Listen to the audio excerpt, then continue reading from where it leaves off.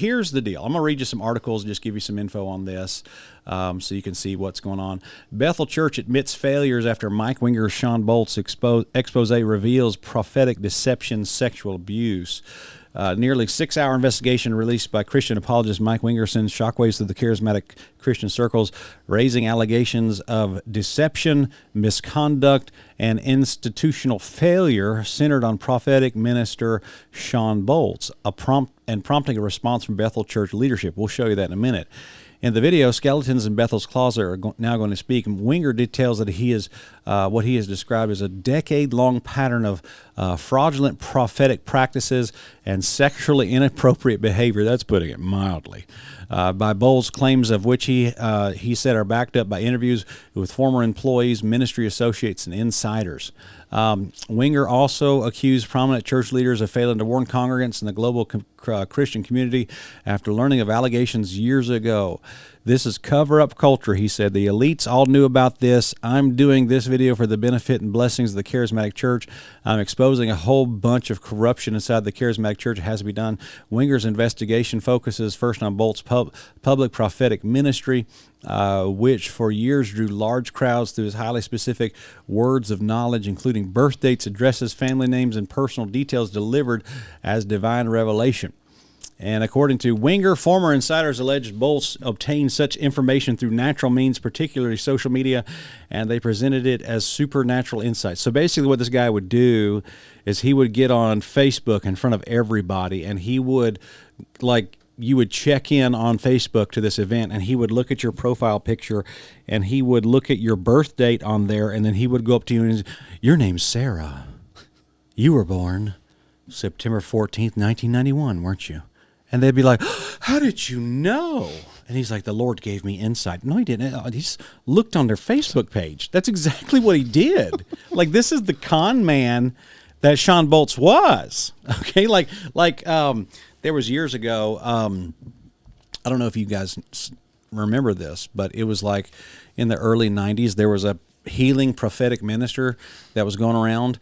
And what happened is that as you went into this healing prophetic ministry, you would fill out your prayer request on a 3x5 card that they had for everybody, and you would write your name down, you'd write your address, and you'd write something you need to be healed on.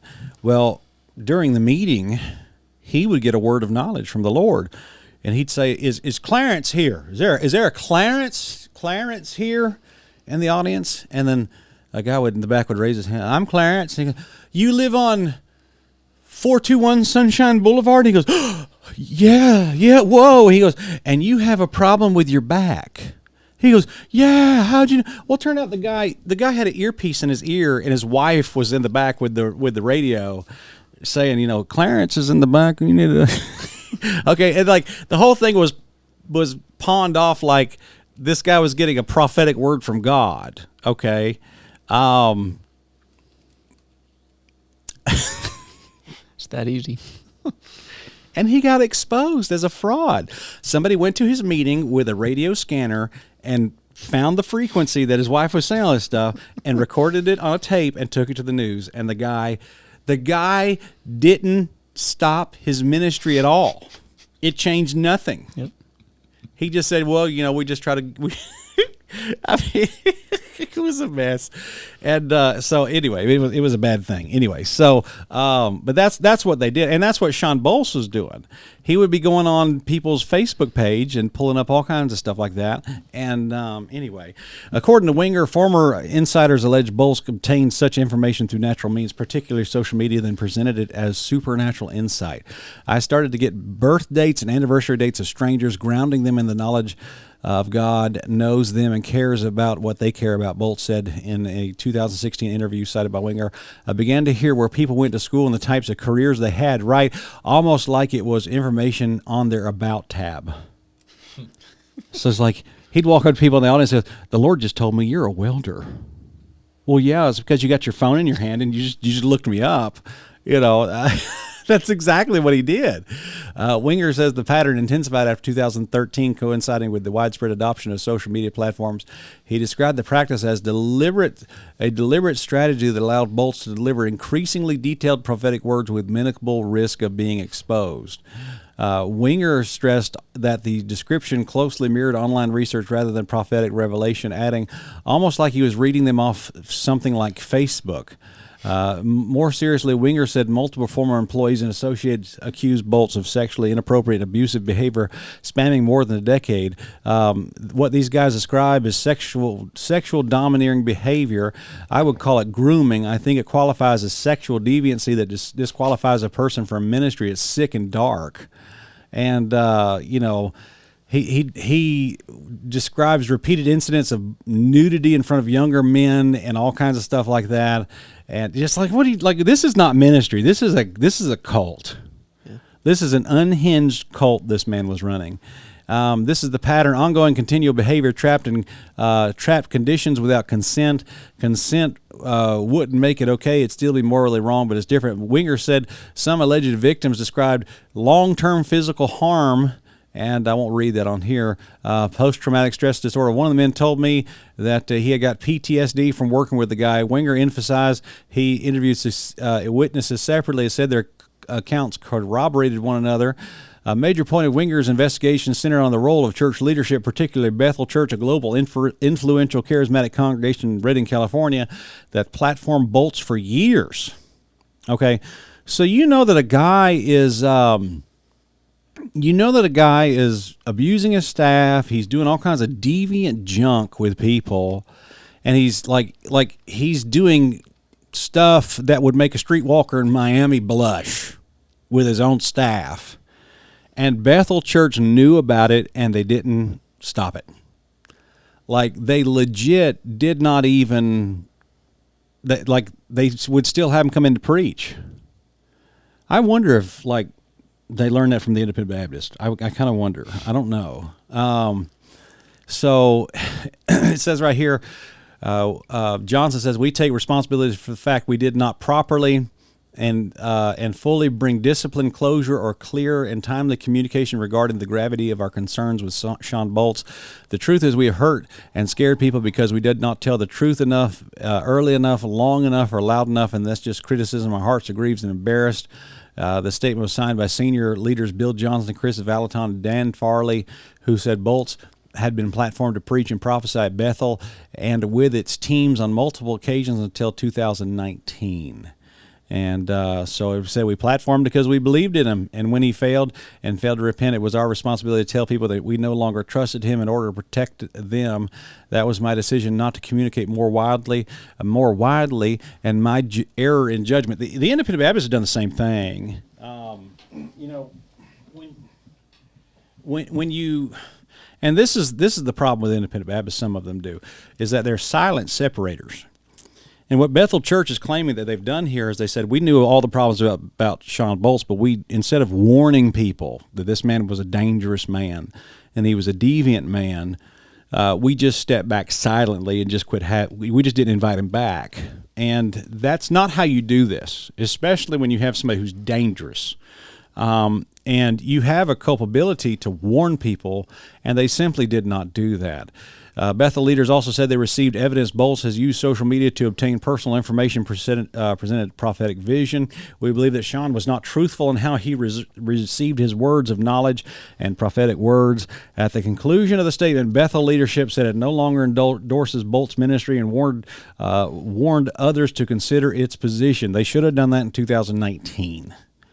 We also acknowledge our belief that he engaged in sexually explicit and harassing behavior towards some members of his staff. We do not condone his actions or endorse his ministry. We strongly advise you to take our position into account if you choose to interact with his materials. I just hope you realize and appreciate this. You are looking at Bethel Church practicing ecclesiastical separation from a guy. How bad do you have to be for them to bring in Kenneth Copeland, but they have to write a public letter warning people about Shawn Boltz? Do you see how bad this is?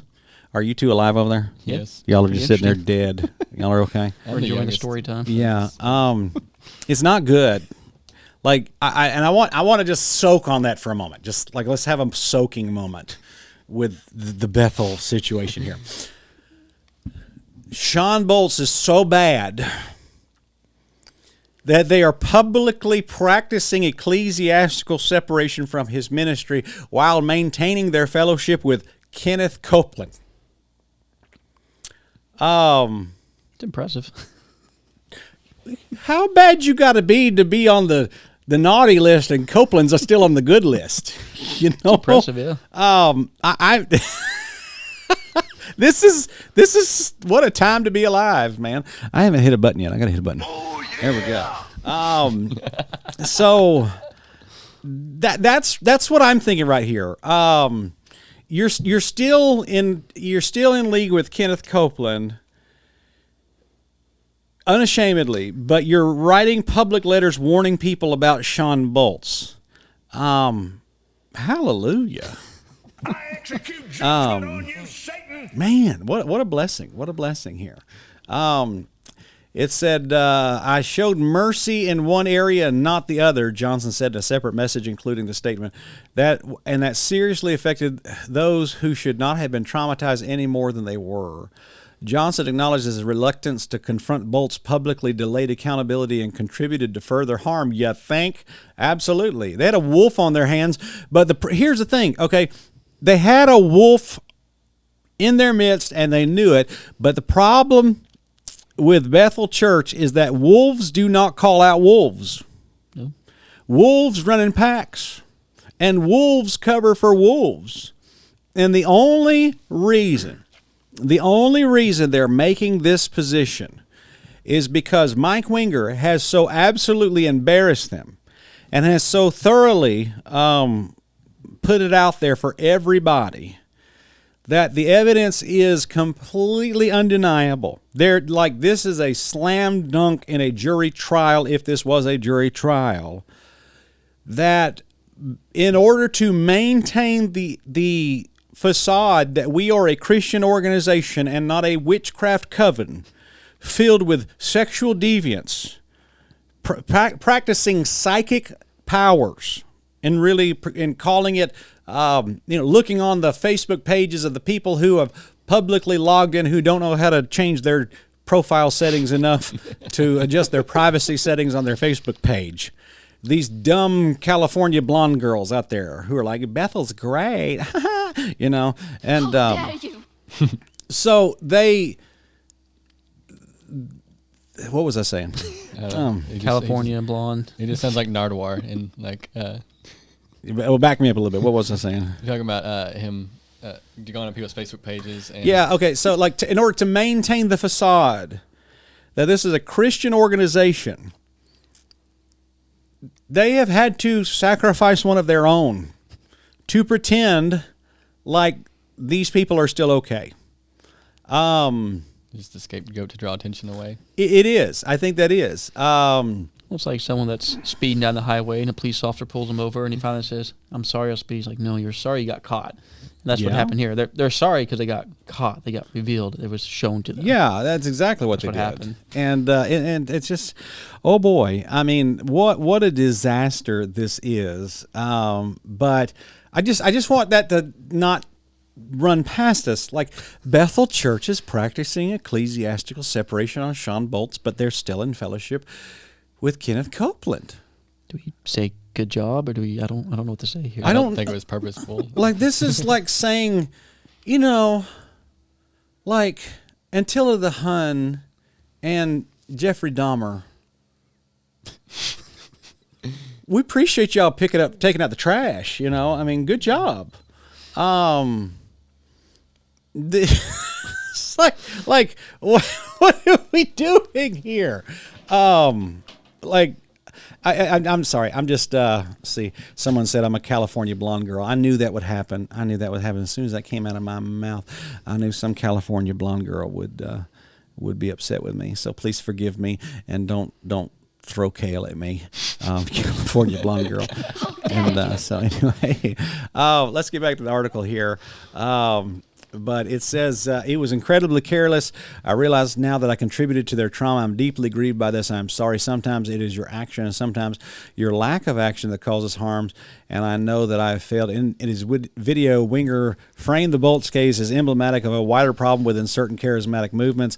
One, he said, rewards spectacle, suppresses discernment, and minimizes accountability. Absolutely it does.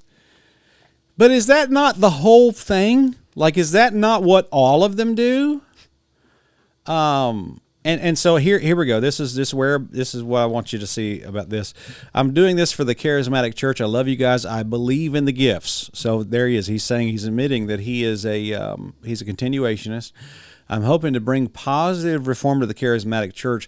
Please consider how to stop this stuff from happening again inside your own fellowships and your own people, because it's not worth revival culture to victimize your own people and put them in front of fake prophets and tell them about fake healings and all this other stuff. It has to stop. It has to stop now.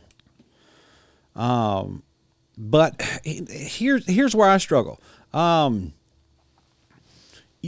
You put them in front of fake prophets and tell them about fake healings and all this other stuff. It has to stop.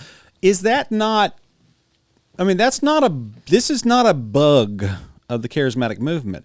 This is a hardwired feature of the charismatic movement. This is not a one-off. This is not an isolated incident.